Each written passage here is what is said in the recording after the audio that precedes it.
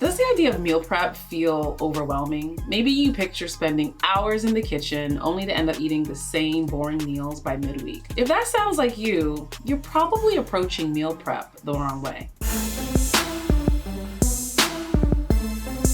Hi, I'm Ryan, your keto cousin, and today I'm going to share some tips to make meal prepping for your low-carb, ketogenic, or anti-inflammatory diet a breeze. The key is simplicity, flexibility, and a system that works for you. So let's get started. So tip number one is to have a meal prep framework. Before you dive into meal prep, you need a framework that works for you and your family. Meal prep doesn't mean that you're going to be cooking and portioning out 21 meals for each of your family members. That's unrealistic and really a poor use of time. Instead, you need to think big picture. You're going to do most of the work on your day off and reserve weeknights for quickly assembling meals in 15 minutes or less. So personally, I like to prep 2 to 3 meals at the start of the week. One of those meals is for lunches and the other 2 are for dinners for the first part of the week.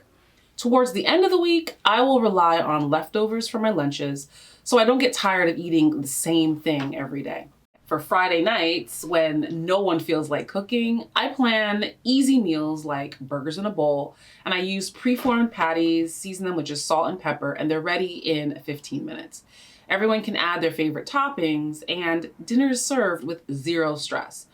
And if burgers aren't your thing, you could do steak, salmon, chicken wings, even breakfast for dinner, like sausage, eggs, bacon. These meals are quick and easy and perfect for those busy late week dinners. And don't forget about the magic of marinated meats.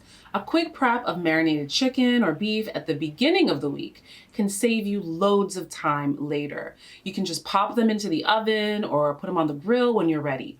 So my meal prep framework is simple. 2 fully cooked main dishes and 1 marinated or prepped meat that's ready to go for later on in the week. Tip number 2, you need to utilize shortcuts. What takes the longest in the kitchen isn't the cooking, it's the washing and chopping of veggies. That's why I'm all about shortcuts. Use frozen veggies, pre-washed salad mixes, or even opt for a carnivore dinner where meat is the only thing on the plate. So here's another pro tip. Order your groceries for pickup or delivery. The last thing you want to do is shop and prep on the same day. So get your groceries a day or 2 in advance or have them delivered so you can focus on meal prep when it's time. Tip number 3 is to create a menu matrix. One of the best ways to stay consistent is to create a monthly menu matrix with 9 to 12 dishes that you love to eat. I use a great spreadsheet that I found online by Ideally Sheets. It's not my creation, but it's free to use, and I love how simple and functional it is. So let me show you how it works. I've already started inputting some of my favorite recipes. For example, one is my go-to yogurt bowl with Greek yogurt. There's a scoop of protein powder, freeze-dried strawberries, coconut flakes, and some peanut butter. So you can add them in here. And then once you've added all of your recipes, this planner can generate a grocery list for you. These are all the different meals that I've added in myself. It does take a little bit of time to add these in, but once you've added them, they're there for you to use every time you plan your meal. So now I'm going to plan my meals for the week.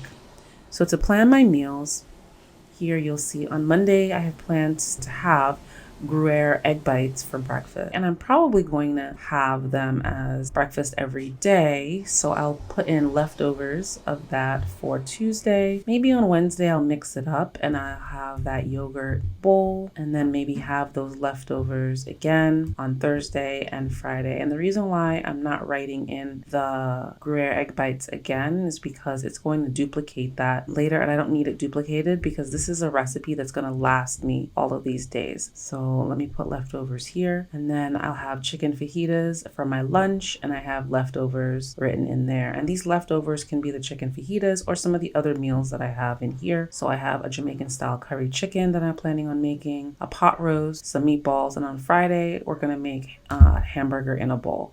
So this is my plan for the week. Once I have decided what I want to eat, and all of these are just saved in here, so I just select what I've already added to my list of meals. I recommend that you have about 9 to 12 meals that you have inputted in here for the month. So then I go over to the side and I generate a list. So when I click on that, it's going to create a grocery list. So you'll see here's a list of all the groceries I'll need to make those recipes already set in here for me, and you can see these are the meals that I selected. So I can pull this up on my phone in Google Sheets, and as I'm going through the grocery store, I can just click on the box to mark off items as I put them in my cart. How convenient is that? I'll link it below so you can check it out. So tip number 4 is to make sure your meal prep day is efficient. On meal prep day, I like to get my mise en place ready first. That means you're chopping veggies, you're marinating your meats, and setting up all of your ingredients.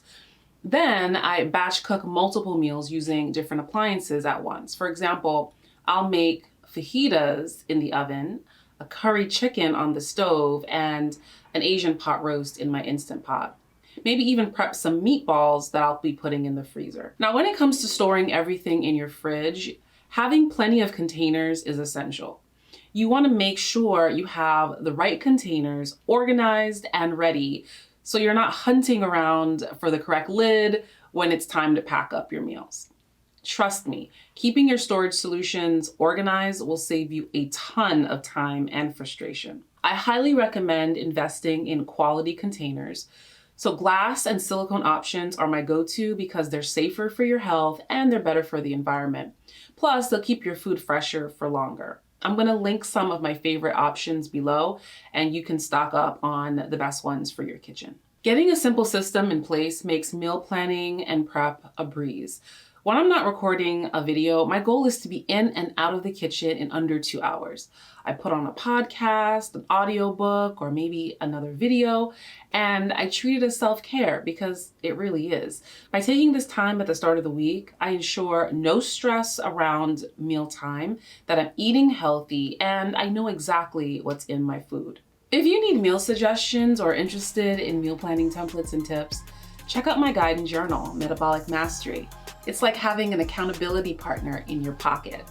And don't forget to check out the links below for the meal tracker I mentioned from Ideally Sheets and other meal prep essentials that I use. So thanks for watching. If you found this helpful, give this video a thumbs up, subscribe, hit the notification bell so you don't miss any of my future tips and tricks. And remember, stay healthy.